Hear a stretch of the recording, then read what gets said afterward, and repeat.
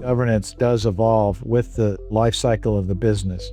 If you're not ready for a fiduciary board of directors with an audit committee and a governance committee and a compensation committee, you don't need to build that. You're going to overstructure. And if you put too much structure in your business, you're going to end up becoming slow-moving, lethargic, bureaucratic.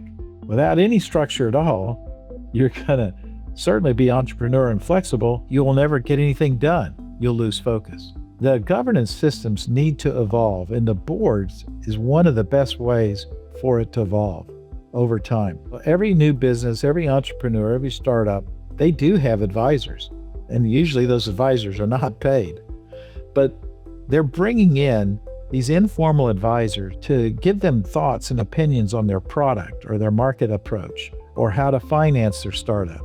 Those are very important.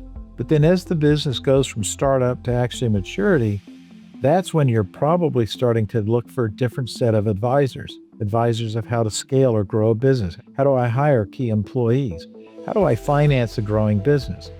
Well, all of a sudden you now are setting up what I would call maybe a more formal advisory board. And those formal advisory boards in many ways can be treated like a fiduciary board, but they just don't have the fiduciary responsibility.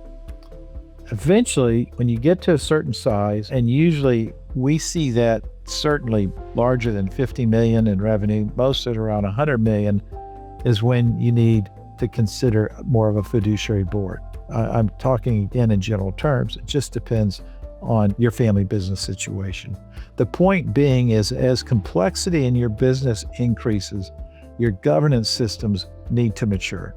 If you don't let those governance systems mature, you're just going to increase more friction and have a more challenging time handling conflicts and making decisions.